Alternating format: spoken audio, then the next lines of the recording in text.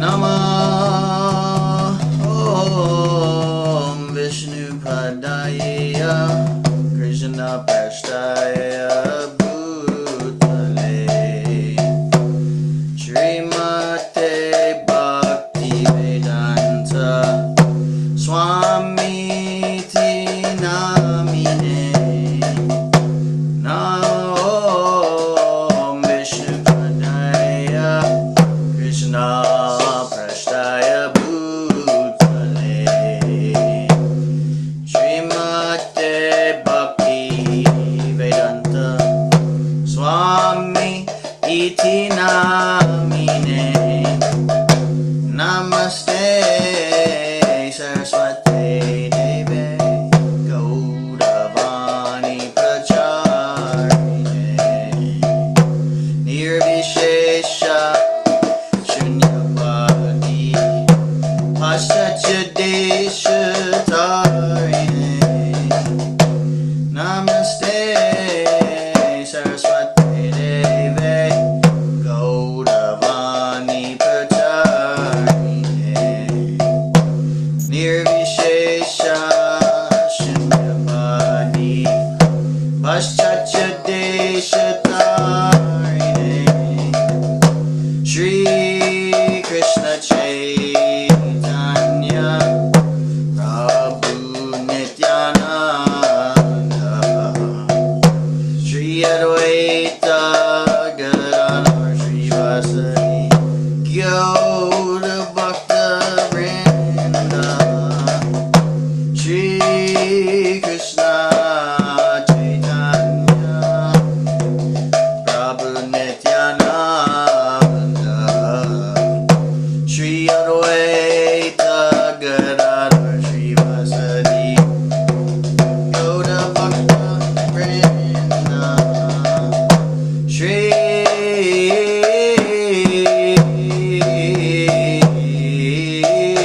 Krishna Chaitanya Prabhu Nityananda Shri Advaita Gadadhar Srivasadi Gyoda Bhakta Vrinda Shri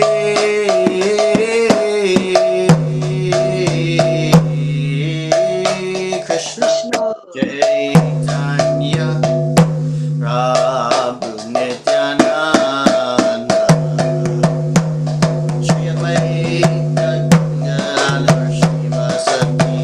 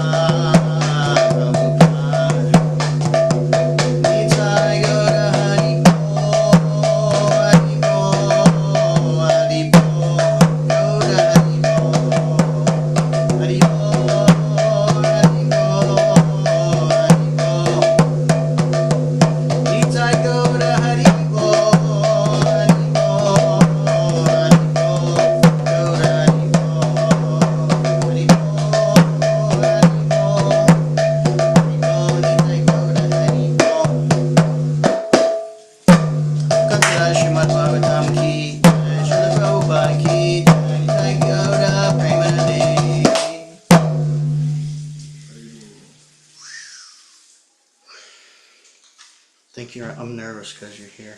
I'm used to doing it by myself so much.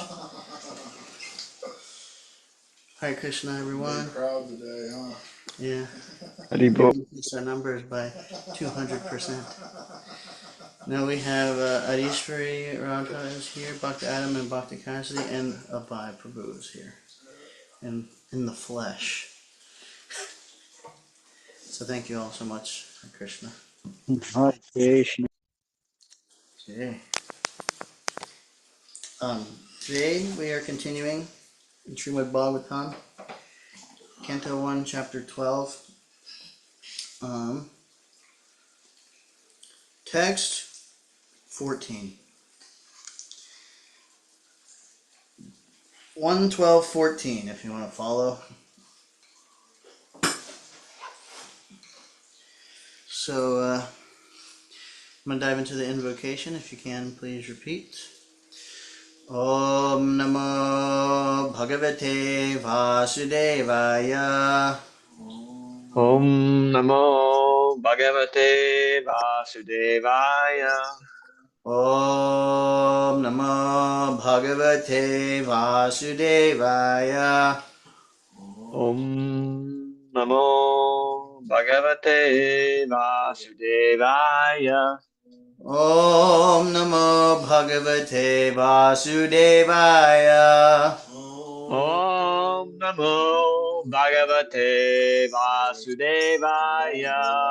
Narayanam Namaskritya Narang Chaiva Narottamam Devim Saraswatim Vyasam Tato Jayamudirayet Shrinvatam Swakata Krishna Punya Shravana Kirtana Hridyantasto Yabhadrani Vidunoti Suhrit Satam Nashtaprayash Pabhadreshu Nityam Bhagavata Sevaya Bhagavati Uttama-shloke Bhaktir Bhavati Naishtiki.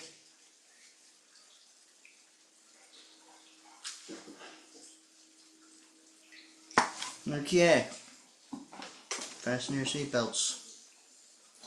Text 14. Hiranyam Gammahim Graman Hasyasvan Repatirvaran Pradatsvanam Cha Viprebhya Prajatirte Satirtavit. Upon the birth of a son, the king, who knew how, where, and when charity should be given, gave gold, land, villages, elephants, horses, and good food grains to the brahmanas. Purport. Only the brahmanas and sannyasis are authorized to accept charity from the householders. In all the different occasions of samskars, especially during the time of birth, marriage, and death, wealth is distributed to the brahmanas because the brahmanas give the highest quality of service in regard to the prime necessity of humankind.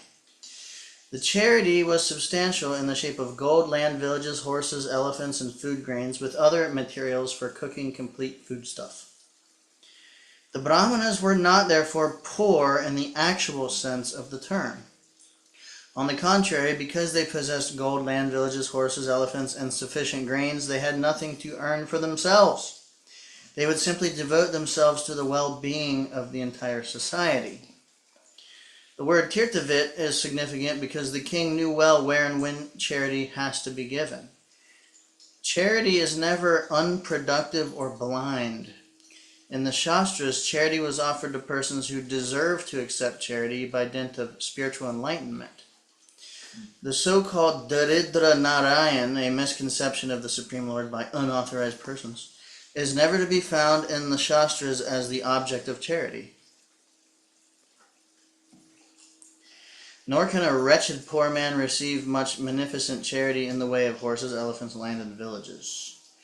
The conclusion is that the intelligent men, or the brahmanas, specifically engaged in the service of the Lord, were properly maintained without anxiety for the need of the body, and the king and other householders gladly looked after all their comforts. It is enjoined in the Shastras that as long as a child is joined with the mother by the navel pipe, the child is considered to be of one body with the mother. But as soon as the pipe is cut and the child is separated from the mother, the purificatory process of jata karma is performed. The administrative demigods and past forefathers of the family come to see a newly born child, and such an occasion is specifically accepted as the proper time for distributing wealth to the right persons productively for the spiritual advancement of society. Oh. Eyeball, Kalaji, Hare Krishna, welcome, Bibo. welcome to the party. Jay, grateful to be here. We're just approaching text 15, chapter 12.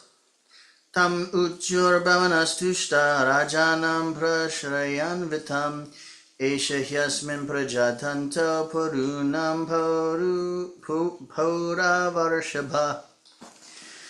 The learned brahmanas, who were very satisfied with the charities of the king, addressed him as the chief amongst the Purus and informed him that his son was certainly in the line of descent from Purus. Daivena pratighatena shukle sangstamupeyushi ratova nugrahartaya vishnuna prabha vishnuna.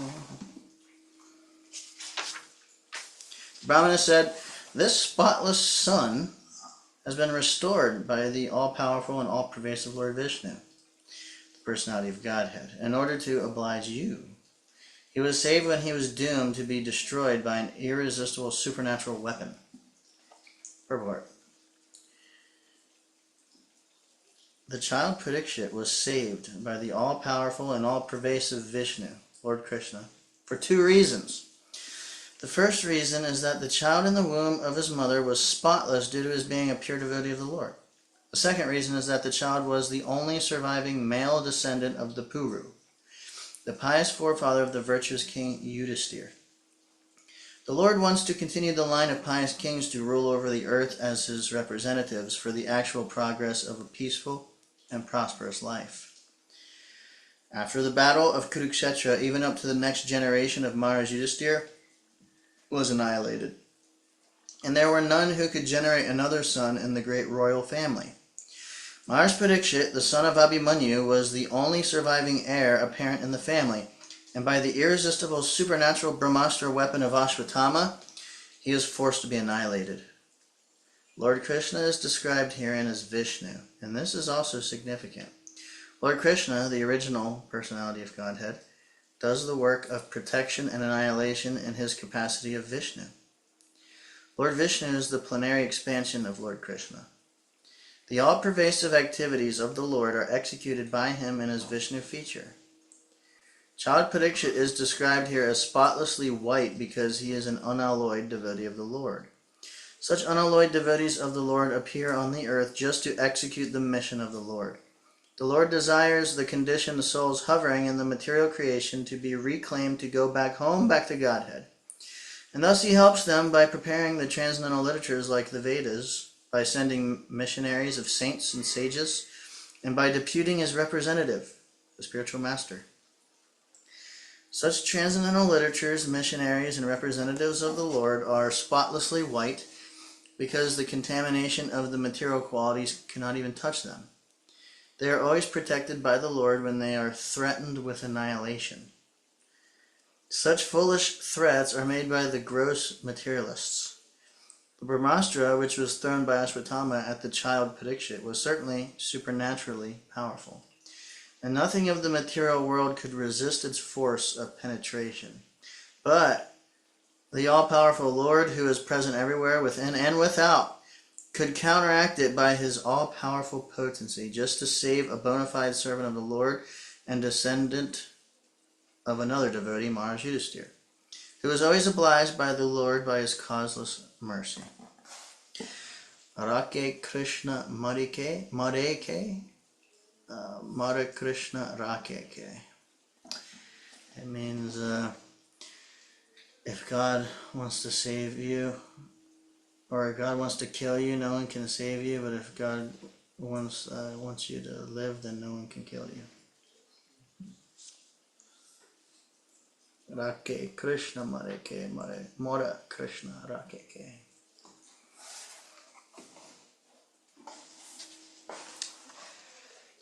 Okay. At any time you can share thoughts, questions, comments, anytime. Tasmanam na Vishnurata tiloke bhavishyati na sandeho mahabhaga mahabhagavato mahan. For this reason, this child will be well known in the world as one who is protected by the personality of Godhead. O most fortunate one, there is no doubt that this child will become a first-class devotee and will be qualified with all good qualities. Purport: the Lord gives protection to all living beings because He is their supreme leader. The Vedic hymns confirm that the Lord is the supreme person amongst all personalities. The difference between the two living beings is that the one, the personality of Godhead, provides for all other living beings. And by knowing Him, one can achieve eternal peace. Katha Upanishad. Such protection is given by His different potencies to different grades of living beings. But as far as His unalloyed devotees are concerned, He gives the protection personally. Therefore, Maharaj Parikshit is protected from the very beginning of his appearance in the womb of his mother. And because he is especially given protection by the Lord, the indication must be concluded that the child would be a first-grade devotee of the Lord with all good qualities. There are 3 grades of devotees, namely the Mahabhagavat, Madhyama Adhikari, and the Kanishta Adhikari. Those who go to the temples of the Lord and offer worshipful respect to the deity without sufficient knowledge in the theological science, and therefore without any respect for the devotees of the Lord, are called materialistic devotees, or Kanishta Adhikari, the 3rd grade devotees. Secondly, the devotees who have developed a mentality of genuine service to the Lord and who thus make friendships only with similar devotees, show favor to the neophytes and avoid the atheists, are called the 2nd grade devotees. But those who see everything in the Lord, or everything of the Lord, and also see in everything an eternal relation with the Lord, so that there is nothing within their purview of sight except the Lord, are called the Mahabhagavats, or the 1st grade devotees of the Lord. Such 1st grade devotees of the Lord are perfect in all respects. A devotee who may be in any of these categories is automatically qualified by all good qualities, and thus a Mahabhagavat devotee like Maharaj Parikshit is certainly perfect in all respects. And because Maharaj Parikshit took his birth in the family of Maharaj Yudhisthira, he is addressed herein as the Mahabhagavat, or the greatest of the fortunates. The family in which a Mahabhagavat takes his birth is fortunate because, due to the birth of a 1st grade devotee, the members of the family, past, present, and future, up to 100 generations, become liberated by the grace of the Lord, out of respect for his beloved devotee. 100 generations. That's a lot. Yeah, I can't even fathom that. Therefore, the highest benefit is done to one's family simply by becoming an unalloyed devotee of the Lord. Hare Krishna. Haribol. I'm gonna have to head out now. I know No, it's that. we I know. need your realization and association to help us assimilate this point. Oh no. Just don't overeat. Then you're probably better than me. No. Well, thanks for coming. Thank you, Prabhuji. I appreciate it. I'll see you soon, though. Hare Krishna.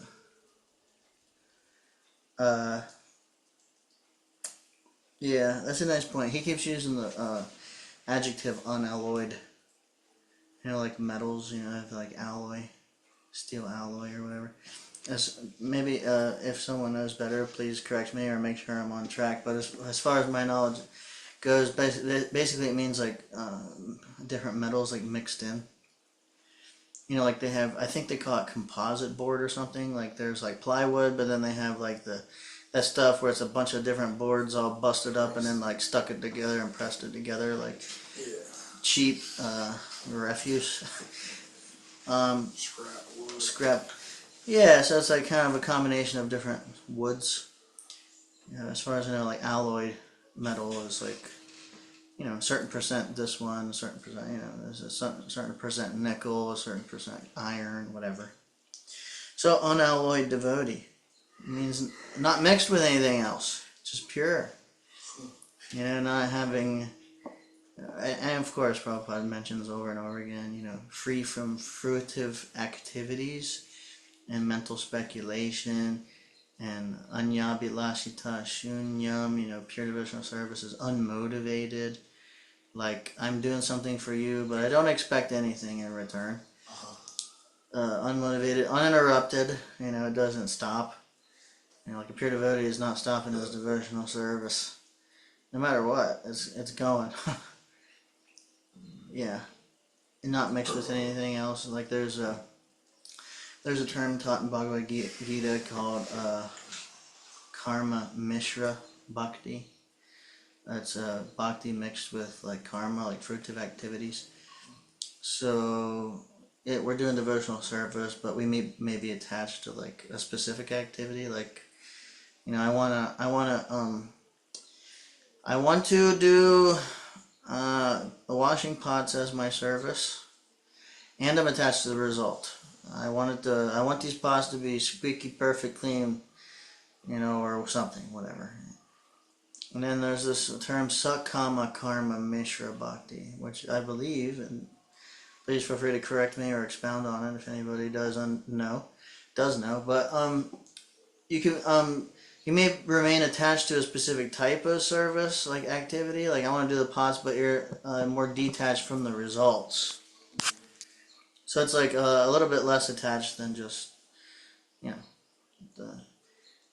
and then the basically pure devotional services. I don't care what the service is, and I don't care. I'm not attached to any result of it. I just want to serve Krishna, serve his devotees. Whatever it may be. Doing stuff. Sometimes maybe, sometimes, and especially in like brahmacharya ashram or in devotional service for anybody in general. If we are engaging in devotional service and with devotees, some kind of community, maybe a temple, for some time, usually there's and sometimes it doesn't take very long at all before we get asked to do something that maybe we really actually don't want to do. And not only do we not want to do it, like there may be something I don't really want to do, but I'm good at or something. But sometimes we're asked to do stuff that's kind of against our nature, in the psychophysical nature. Someone might be like super reserved, not outgoing, not outspoken. They're like, "Oh, Prabhu, nobody's here to MC for the Sunday feast. You have to do it." And like you never publicly spoke in your life. You don't even like speaking to individuals. Like you rather like go, whatever, go hide in your little like cave or introspective, But now, just out of nowhere, first time ever, you're getting asked. You gotta like get in front of like 300 people and MC. That happens, and we can like not, refuse. But the point I'm getting at is, oftentimes in our practice of devotional service, Krishna may give us a situation to put us out of our comfort zone. And that can be the times of the greatest growth in devotional service. Expanding our comfort zone, it's encouraged to get comfortable outside of your comfort zone. And, if you tank and do a really bad job, and you didn't even want to do it in the first place, but you gave it a sincere try, you might get a great realization from it, and then maybe, like the devotees will say, yeah, thank you so much for doing that, and then they might just never ask you to do it again. But sometimes you might do really well and then develop a skill that you never thought you could have. Something good will come from it. Right, either way.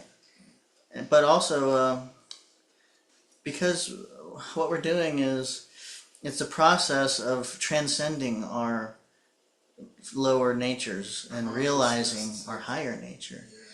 And sometimes a little push will help us. And actually, we might find that when I do take that step, actually it results in tremendous happiness and balance in life that otherwise I never even would have done. So anyway, it's just kind of nice thing to think about, because this happened to me a little bit today. Yesterday in the course we did an exercise where everybody took a couple minutes to use a specific template for giving a public speech, and so we took a very short time to plan a 2-minute speech on a specific topic and all that. And then we had so many people in the course, so not everybody was going to do it. Just like, a couple people were going to do their presentation. And I think almost everybody's like, please not me. So anyway, a couple devotees did present this yesterday. And it was cool and nice. And the rest of us practiced giving feedback, a positive, a place where they could have improved, and then another appreciation or a positive. So we're simultaneously practicing. We're learning planning a talk. We're learning public speaking and, getting up there and doing it. Well, a few of us. And the rest of us are practicing giving feedback. All like things required in positions of management and leadership and all that stuff. So anyway, so then we do today, and we're doing all these different activities and different things, and then just like randomly in the middle of it all, Nutama Prabhu was just like, all right, you're up, PK. What was your topic from yesterday? Like nobody knew it was coming. And then I had to get up and give a presentation in front of everybody today, just completely spur of the moment. But one thing at the beginning of the course was that anything you didn't want to do, you don't have to do. So they said they would honor that. If someone said, I really don't feel comfortable, they're not going to force you to do it. Yeah. So it crossed my mind, like I could say no. And I just was like, I didn't even think about it. I just got up, walked up there and did it. And it turned out that actually I did misspeak a little bit. I don't even think anybody picked up on, I messed up on what I was saying a little bit, but they said it was really good. So it was like really encouraging, to get up there and do that. And, it's also very, it's good to get feedback from people.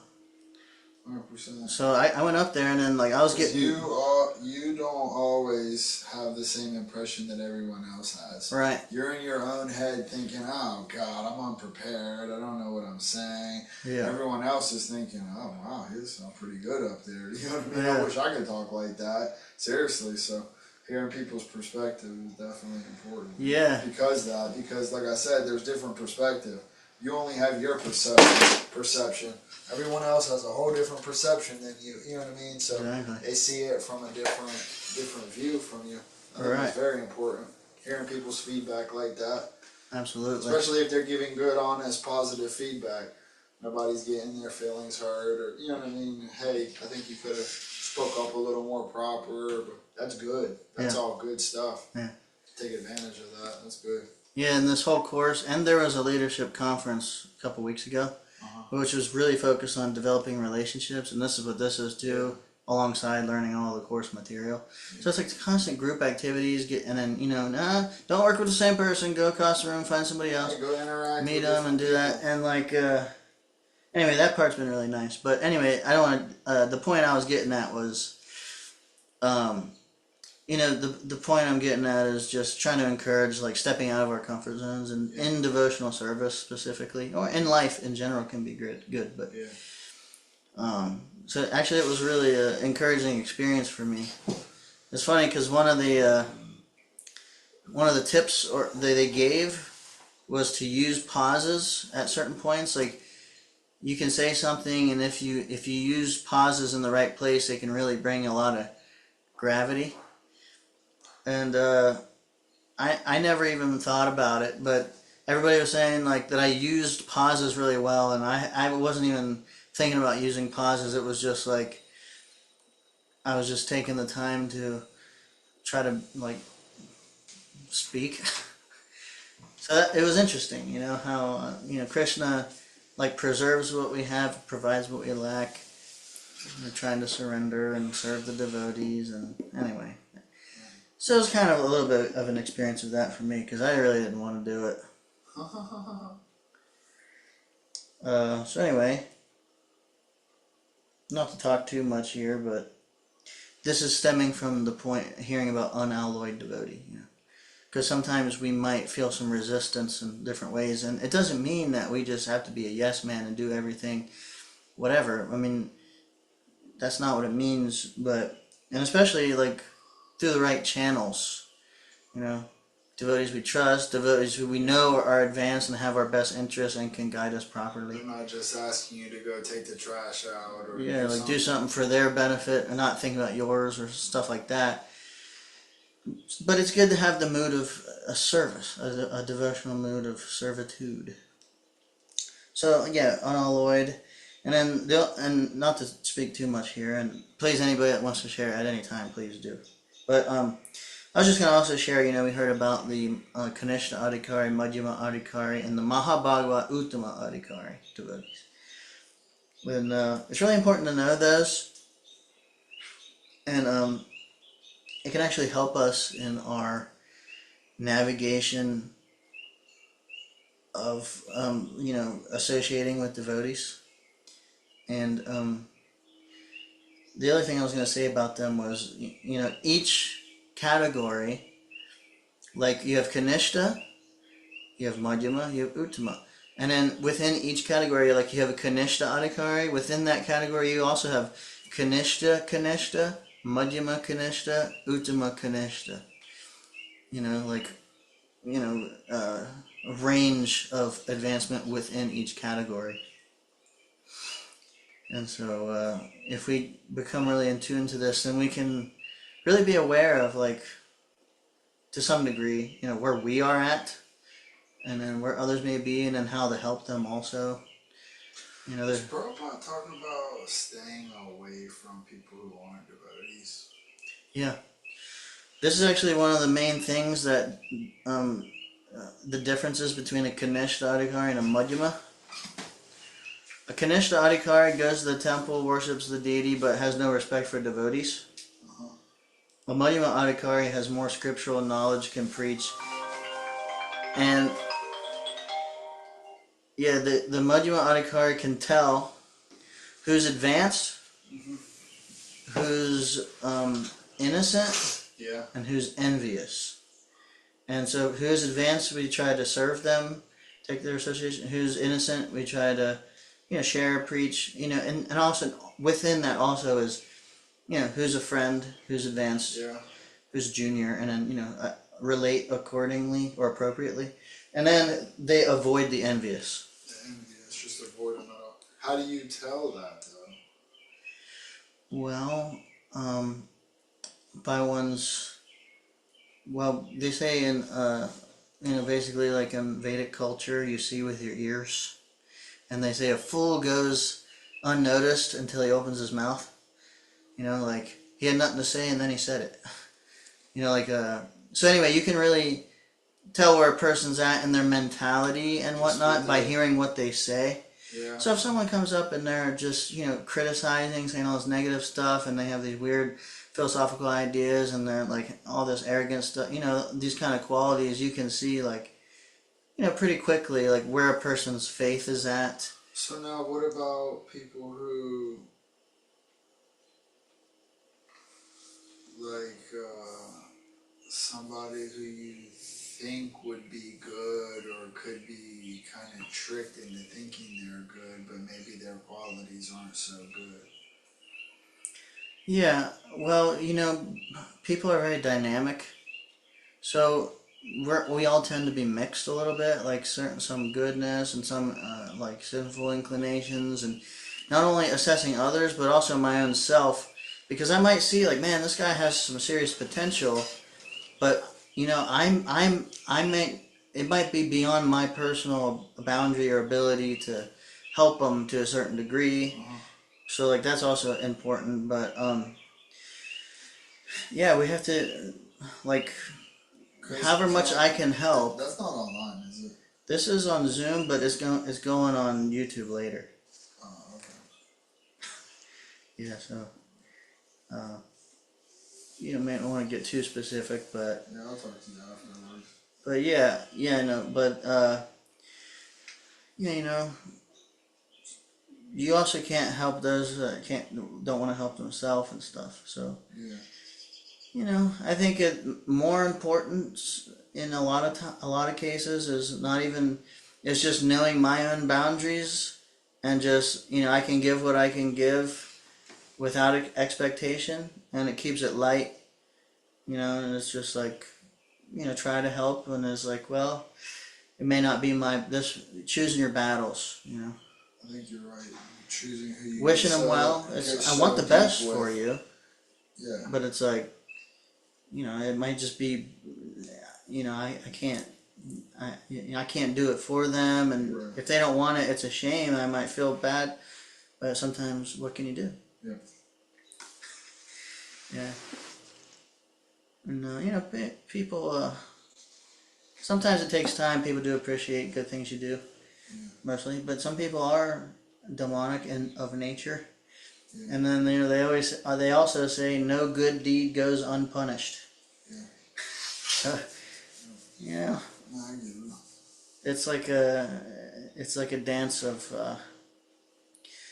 in any situation how to navigate it, because even people are constantly changing too. So someone you thought had your best interest, they're totally different next time you see them in 6 months.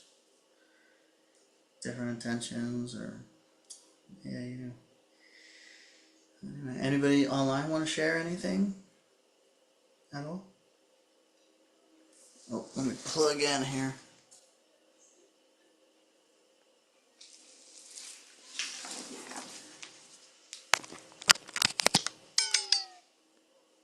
Okay, 1 second. We're good. Well, maybe I'll just read a little more then. Shri Rajovacha Apyesha Vangshan Narajarshin Punyashlokan Mahatmana Anuvartitas Vidyashasa Sadhuvadena Satamaha. The good King Yudhisthira inquired, O great souls, will he become as saintly a king, as pious in his very name, and as famous and glorified in his achievements as others who appeared in this great royal family? Purport. The fathers of King Yudhisthira were all great saintly kings, pious and glorified by their great achievements. They were all saints on the royal throne, and therefore all the members of the state were happy, pious, well-behaved, prosperous, and spiritually enlightened. Under strict guidance of the great souls and spiritual injunctions, such great saintly kings were trained up, and as a result, the kingdom was full of saintly persons and was a happy land of spiritual life. Maharaj Yudhisthira was himself a replica of his ancestors, and he desired that the next king after him become exactly like his great forefathers. He was happy to learn from the learned brahmanas that by astrological calculations the child would be born a first-grade devotee of the Lord. And more confidentially, he wanted to know whether the child was going to follow in the footsteps of his great forefathers. That is the way of the monarchical state. The reigning king should be a pious, chivalrous devotee of the Lord, and fear personified for the upstarts. He must also leave an heir apparent equally qualified to rule over the innocent citizens. In the modern setup of the democratic states, the people themselves are fallen to the qualities of the Shudras or less, and the government is run by their representative, who is ignorant of the scriptural mode of administrative education. Thus the whole atmosphere is surcharged with Shudra qualities manifested by lust and avarice. Such administrators quarrel every day among themselves. The cabinet of ministers changes often due to party and group selfishness. Everyone wants to exploit the state resources till he dies. No one retires from political life unless forced to do so. How can such low-grade men do good to the people? The result is corruption, intrigue, and hypocrisy. They should learn from the Srimad Bhagavatam how ideal the administrators must be before they can be given charge of different posts. Brahmana Uchu Partha Prajavita Shakshat Ikshvakur Iva Manavaha Brahmanya Satya Sandascha Ramo Dasharathir Yatha. The learned Brahmana said, O son of Pritha, this child shall be exactly like King Ikshvaku, son of Manu, in maintaining all those who are born. And as for following the Brahminical principles, especially in being true to his promise, he shall be exactly like Rama, the personality of Godhead, the son of Maharaj Dasharatha. Purport: Praja means the living being who has taken his birth in the material world. Actually, the living being has no birth and no death. But because of his separation from the service of the Lord and due to his desire to lord it over material nature, he is offered a suitable body to satisfy his material desires. In doing so, one becomes conditioned by the laws of material nature, and the material body is changed in terms of his own work. That's amazing. The living entity thus transmigrates from one body to another in 8,400,000 species of life. But due to his being the part and parcel of the Lord, he not only is maintained with all necessities of life by the Lord, but also is protected by the Lord and his representatives, the saintly kings. These saintly kings give protection to all the prajas, or living beings, to live and to fulfill their terms of imprisonment. Sorry, I feel like it's really important. I just really want to say something about something we just read. Actually, the living being has no birth and no death, but because of his separation from the service of the Lord, and due to his desire to lord it over material nature, he is offered a suitable body to satisfy his material desires. In doing so, one becomes conditioned by the laws of material nature. And the material body is changed in terms of his own work. I just really wanted to share, and maybe somebody else, if you get inspiration, share some. But as time passes on, personally, and I'm trying to practice devotional service, over time, I'm observing like the effects of different activities that I engage in. Some may be, or a lot of them are devotional, like I practice devotional service for an extended period of time, then I start to experience some of the effects of that. But then also, if I, let's say I'm pretty disciplined, I have a good, strong spiritual practice, but I have a tendency to engage in a certain type of sense gratification, like whatever it may be, eating something or indulging in some sort of study of some other thing, or I said rasagullas, whatever it is, or not only that, but like concepts, associations, like subtle things also. And then basically the point I'm getting at is, when we act karmically, we get results. If we do a karmic activity, then there's going to be a result that comes, but a reaction. But not only that, we also get inclinations to do that. It's like smoking a cigarettes. At first, one might try a cigarette, and it actually is not really that nice or something, but for whatever reason, they continue to do it. Maybe it's peer pressure, maybe it's whatever, whatever it is. Your body starts craving. Yeah, the more you do it, the more of an inclination you get to do it. You're saying that with service? I'm saying karmically. Karmic activities. Karmic activities. It also is true for service. But the point I'm getting at is I'm seeing over time the effects of just a little bit of engagement in materialistic activities. It creates big effects, So this is also kind of, it's kind of mind-boggling to think of those who are not even practicing devotional service at all. Because we might be materialistic, but then over time we become, generally speaking, not always. That's why Prabhupada encouraged that we take up devotional service in our youth, not don't wait till you get old, because like it's harder to teach an old dog new tricks. Yeah. Because the momentum and the force of all the reactions and inclinations of engaging materially, they basically, you know, generally speaking, they become so strong you can't really do anything about it.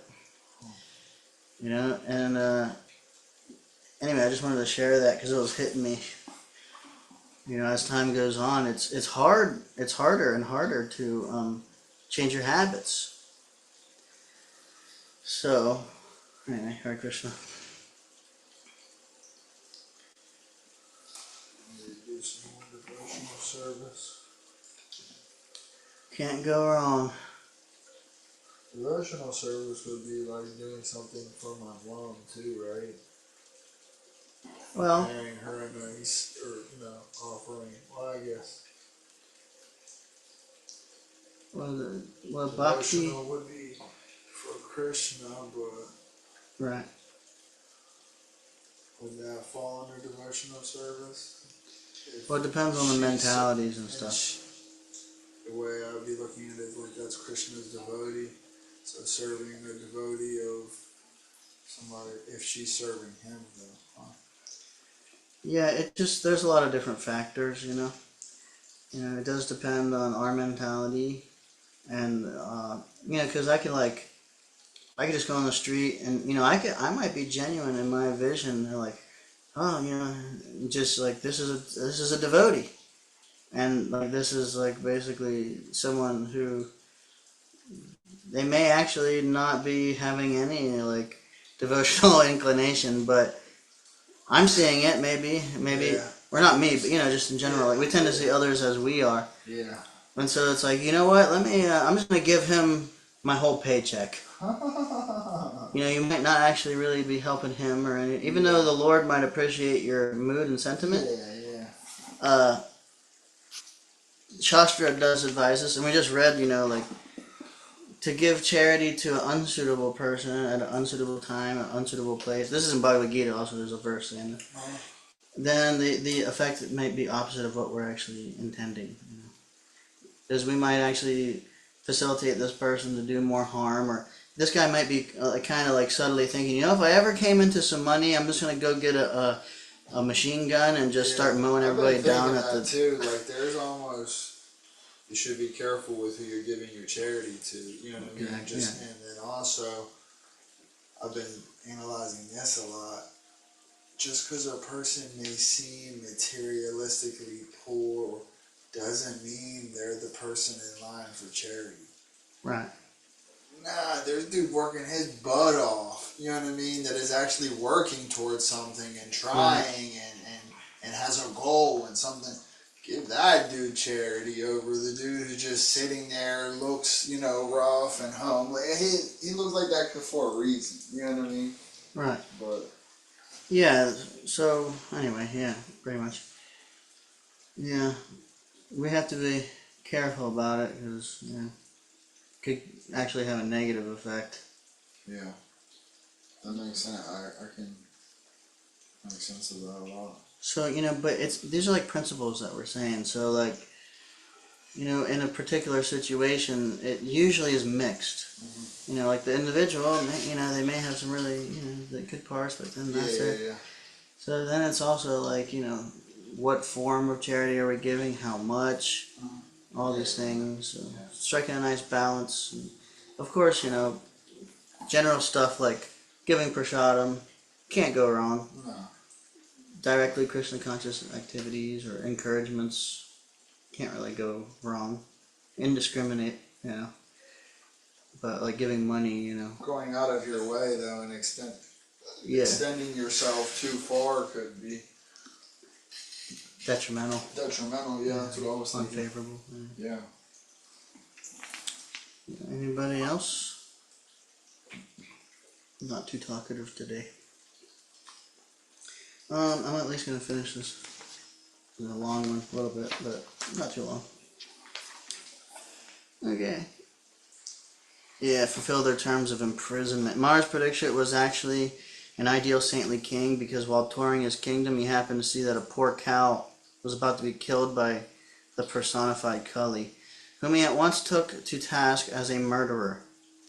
This means that even the animals were given protection by the saintly administrators, not from any sentimental point of view, but because those who have taken their birth in the material world have the right to live. All the saintly kings, beginning from the king of the sun globe down to the king of the earth, are so inclined by the influence of the Vedic literatures.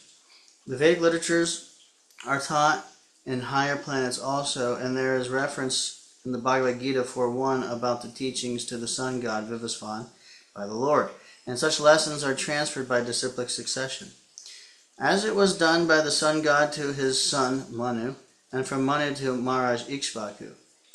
There are 14 Manus in one day of Brahma, and the Manu referred to herein is the 7th Manu, who is one of the Prajapatis, those who create progeny. And he is the son of the sun god. He is known as the Vivasvat Manu. He had 10 sons, and Maharaj Ikshvaku is one of them. Maharaj Ikshvaku also learned Bhakti Yoga as taught in the Bhagavad Gita from his teacher Manu, who got it from his father, the sun god. Later on, the teaching of the Bhagavad Gita came down by disciplic succession from Maharaj Ikshvaku. But in course of time, the chain was broken by unscrupulous persons, and therefore it again had to be taught to Arjuna on the battlefield of Kurukshetra. So, all the Vedic literatures are current from the very beginning of creation of the material world, and thus the Vedic literatures are known as Apurusheya, not made by man. The Vedic knowledge was spoken by the Lord and first heard by Brahma, the first created living being within the universe. Maharaj Ikshvaku, one of the sons of Vivasvat Manu, he had 100 sons. He prohibited meat eating. His son Shashada became the next king after his death. Manu. The Manu mentioned in this verse is the father of Ikshvaku, as the father of Ikshvaku is the 7th Manu of the name Vivasvat Manu, the son of sun god Vivasvan, to whom Lord Krishna instructed the teachings of Bhagavad Gita prior to his teaching them to Arjuna. Mankind is the descendant of Manu. This Vivasvat Manu had 10 sons named Ikshvaku, Nabhaga, Drishta, Saryati, Nirishanta, Nabhaga, Dishta, Kurusha, Prashadra, and Vasuman. The Lord's incarnation, Matsya, the gigantic fish, was advented during the beginning of Vivasvat Manu's reign. He learned the principles of Bhagavad Gita from his teacher, Vivasvan, the sun god, and he reinstructed the same to his son, Maharaj Ikshvaku. In the beginning of the Treta Yuga, the sun god instructed devotional service to Manu, and Manu in his turn instructed it to Ikshvaku for the welfare of the whole human society. Lord Ram, the Supreme Personality of Godhead, incarnated himself as Sri Rama, accepting the sonhood of his pure devotee Maharaj Dasharat, the king of Ayodhya. Lord Ram descended along with his plenary portions, and all of them appeared as his younger brothers. In the month of Chaitra, on the 9th day of the growing moon in the Treta Yuga, the Lord appeared, as usual, to establish the principles of religion and to annihilate the disturbing elements. When he was just a young boy, he helped the great sage Vishvamitra by killing Subahu and striking Maricha, the she-demon who was disturbing the sages in their daily discharge of duties. The Brahmanas and Kshatriyas are meant to cooperate for the welfare of the mass of people. The Brahmin sages endeavor to enlighten the people by perfect knowledge, and the Kshatriyas are meant for their protection. Lord Ramachandra is the ideal king for maintaining and protecting the highest culture of humanity, known as Brahmanya Dharma. The Lord is specifically the protector of the cows and the Brahmanas, and hence he enhances the prosperity of the world. He rewarded the administrative demigods by effective weapons to conquer the demons through the agency of Vishvamitra. He was present in the bow sacrifice of King Janak, and by breaking the invincible bow of Shiva, he married Sita Devi, daughter of Maharaj Janaka. After his marriage, he accepted exile in the forest for 14 years by the order of his father, Maharaj Dasharat. To help the administration of the demigods, he killed 14,000 demons, and by the intrigues of the demons, his wife Sita Devi was kidnapped by Ravana. He made friendship with Sugriva, who was helped by the Lord to kill Vali, brother of Sugriva. By the help of Lord Ram, Sugriva became the king of the Vanaras, a race of gorillas. The Lord built a floating bridge of stones on the Indian Ocean and reached Lanka, the kingdom of Ravana, who had kidnapped Sita. Later on, Ravana was killed by him, and Ravana's brother, Vibhishana, was installed on the throne of Lanka. Vibhishana was one of the brothers of Ravana, a demon, but Lord Rama made him immortal by his blessings. On the expiry of 14 years after settling the affairs at Lanka, the Lord came back to his kingdom, Ayodhya, by Flower Plain. He instructed his brother Shatrughna to attack Lavanashura, who reigned at Mathura, and the demon was killed. He performed 10 Ashvamedha sacrifices, and later on he disappeared while taking a bath in the Shadayu River. The great epic Ramayana is the history of Lord Rama's activities in the world, and the authoritative Ramayana was written by the great poet Valmiki. Srila Prabhupada Ki Jai. Alright, Prabhuji's. Well, I'm going to end the reading portion, but we can have discussion if anybody wants to say anything else or share or something. Whoops. I got you. Thanks. Hare Krishna. Thank you. So, any points?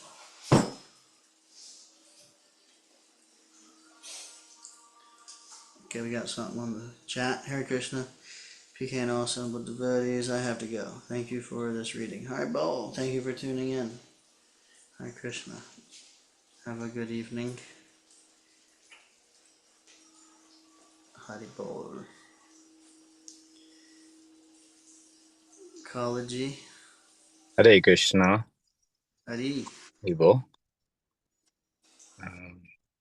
I appreciate the reading and the association always. The one thing that you were speaking of earlier, unalloyed, I found that interesting because, yes, as pressboard is a composite, it's very different than solid oak, you know.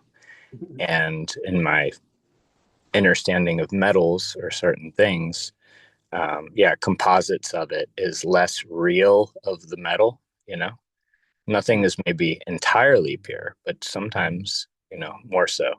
And so, with that thought, coming purely with our devotional service is the mood that was striking me as unalloyed devotional service, coming purely from the heart to the best of our ability, without other desires or different things other than practicing bhakti, seva, and sadhana.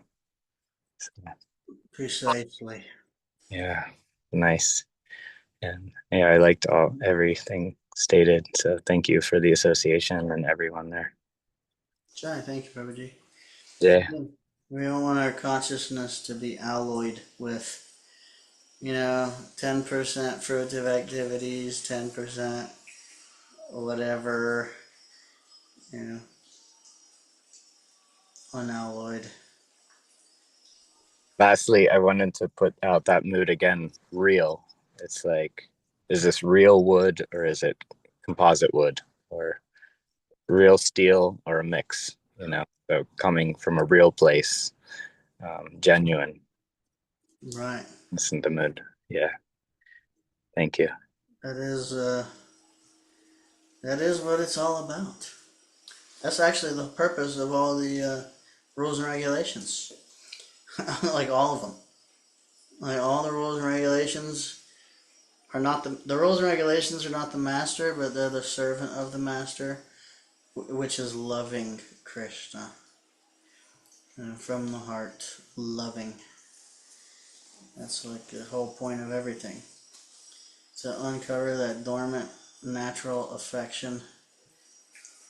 Yeah. Hare Krishna.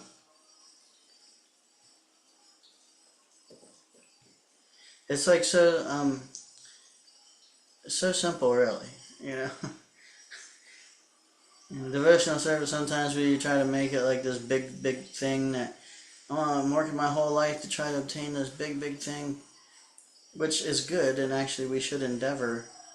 But at the same time, sometimes I talk to devotees and they're convinced that it's impossible for them, which, we can appreciate a mood of humility, but, at the same time, um, that mentality can be like a little bit of a double-edged sword, and that we limit how much progress we're allowing ourselves to make. So, but anyway, yeah, I really appreciate your points, Prabhuji. Thank you. We should want to explore and dive into just serving affectionately, and especially in sadhana, hearing.